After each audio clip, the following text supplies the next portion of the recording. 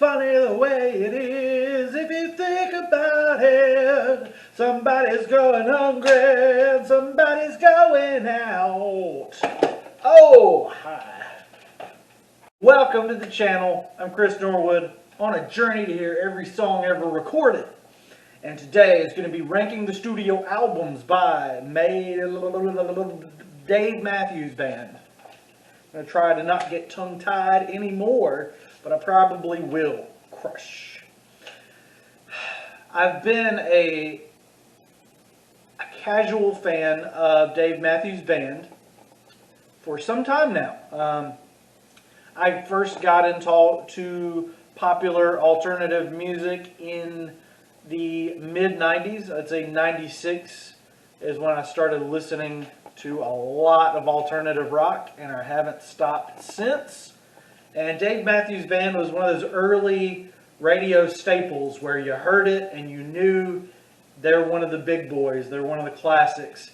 I did try to start collecting them early on, but I did discover that they were not really my speed as far as collecting every album they have. But I've listened to every album they have, and today we're going to be ranking them. Like I said, ranking the studio albums by Dave Matthews Band. So let's just get rid of the lyrics to Funny the Way It Is. Not that I needed them or anything. Let's get rid of Spotify, and let's just get into this ranking.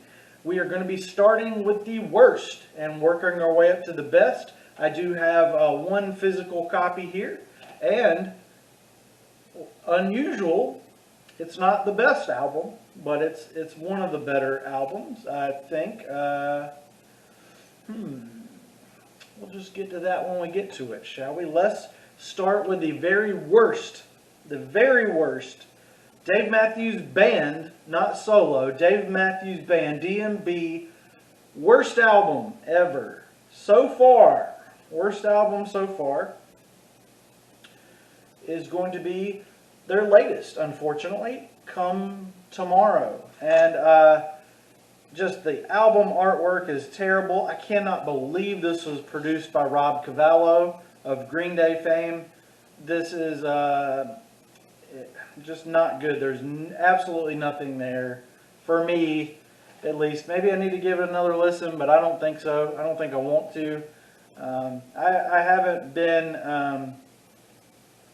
I feel like Dave Matthews Band is one of those groups where it's extremely hit or miss, and most of these albums I only like a handful of tracks from, so I'm not going to lie. I am a fan, but there's just I don't feel like Dave Matthews Band have any perfect records. They've got one darn good one, and they've got another one that I've got to keep on my shelf, even though it's not in the top 2 or 3. But we'll get to that in a minute. I do like them though, so we're going to give them some criticisms and praise. But Come Tomorrow, not digging it, not liking it one bit.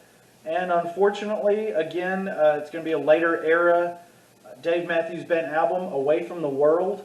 I was really excited for this one to come out, and it suffers from the same problems that Come Tomorrow had, where it's just too long, and I am not a jam band type of guy, and I think that's what I'm having issues with on a lot of this Dave Matthews material. Maybe Drunken Soldier was okay. That seems to be one of the only ones from Away from the World that I can remember, but yeah, not good, not good. Come Tomorrow and Away from the World, just bad albums in my opinion. But now we're going to get into the meh category of my ranking. Coming in as the first meh record in my ranking is going to be 2005 Stand Up. And I know a lot of you probably think, gosh, why are all their albums an hour long? I don't think they need that. But American Baby was interesting when it first came out.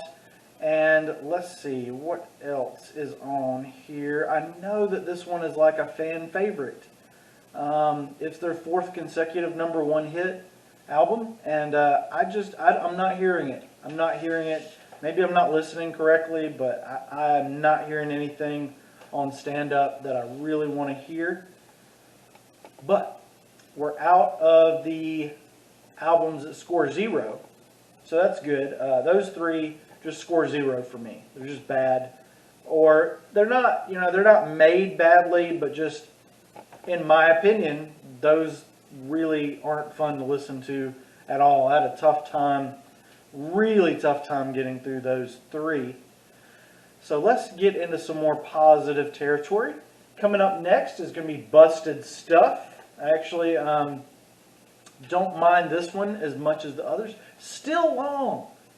Every Dave Matthews Band over 50 minutes. Come on, man. Sorry. Busted Stuff, Gray Street, Where Are You Going?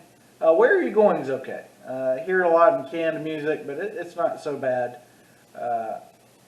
Yeah, Busted Stuff on RCA Records, not terrible. It's we're getting better here. We're getting better. So let's keep the train a-rolling. Now I got AC/DC stuck in my head for some reason. But we're on Dave Matthews Band. We got to stay on band. Okay, coming in next with 1 out of 12 good songs, came out in '94, which is a huge year in music, is going to be their debut album, Under the Table and Dreaming. And this one had What Would You Say? I know Ants Marching is a fan favorite. I don't like it. But Satellite was my introduction to this band. And, oh my gosh, just when I hear it, I have memories of my mom taking me grocery shopping, buying comic books at like a Winn-Dixie or a Bilo. And man, even like middle school, just satellite strong from the moon, and the world your balloon leap and touch for the satellite station. Oh man, it just takes me back to the 90s.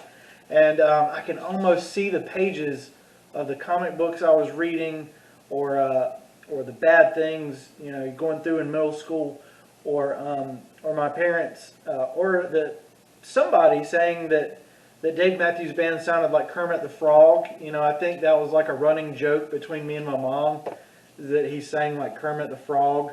So this one's got some really, really cool stuff on there. Under the Table and Dreaming. That's not a bad record by any means. But you know what's better? And I'm actually going to move my phone over there for a minute so you don't get all that glare. Actually, I've learned a little bit. I don't want you guys looking at glary, blurry pictures and stuff and reflections of my camera setup. So I'm gonna take it out of the case here. Here's the case. Oh, look, you had some glare.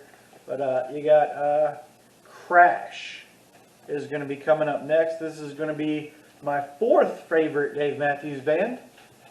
Let's just get, oh man, this was a gift, I'm pretty sure. There's a CD. Man, it looks pretty good to be so old. What year is this? This was 96. Yeah, this is when I first got into 90s music. Love unboxing videos. So I'm going to give you a little bit.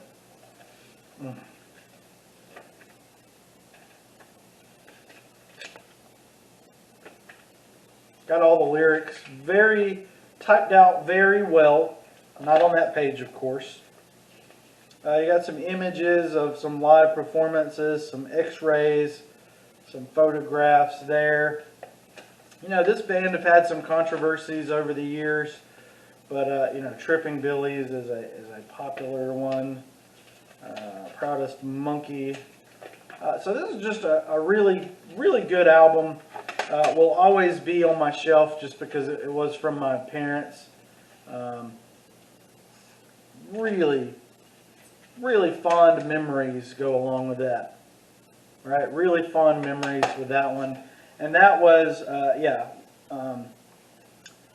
definitely kind of tied with Under the Table and Dreaming, but just because of the memories, I gotta have that one higher up on my list. And it, kind of is the right thing.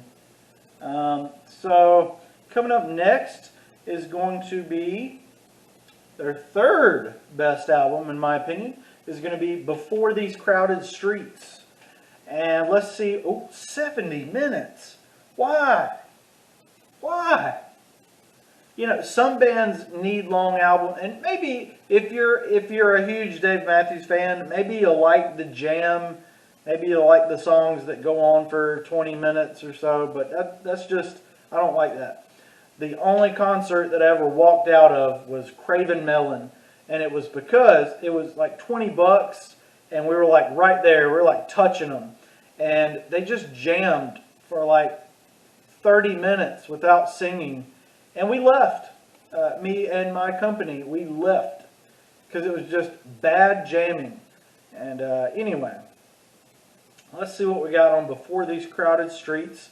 You got Crush, one of my favorite songs of all time. So that just that song alone is putting this on a whole nother level. Crush, oh my gosh. And you know, Crush was kind of had some controversial lyrics. I guess for, you know, what would have been 11-year-old Chris Norwood. Still smoking, feeling high. He's at her feet. Lovely lady. Yeah, it's just a really trippy song, but definitely one of my all-time favorites by Dave Matthews Band. I would say Crush. Crush is probably Crush and Satellite, but mostly Crush. Just absolutely crushing it in the song category. There's really nothing better in Dave Matthews' discography than Crush. In my opinion, I'm the one with a YouTube channel.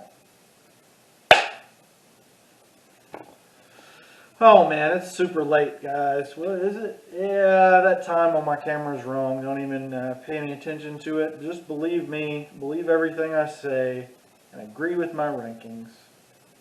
And say how cute my dog is back there. Can you see him? Don't care. There, buddy. That's a fake laugh. Let's get back to it. I'm in a good mood. I'm in a good mood. Oh, oh. You guys like that when I do that. So, yeah, Before These Crowded Streets. Now we're at the number top two Dave Matthews Band albums. We got, they're actually later era, which I know a lot of people don't like it when you rank the late era stuff higher than the early stuff, but this is me. So, coming in next for the second best Dave Matthews Band, awful artwork. A group shot every day. Every day. Again, long. One of their shorter albums, but still 51 minutes. Jeez.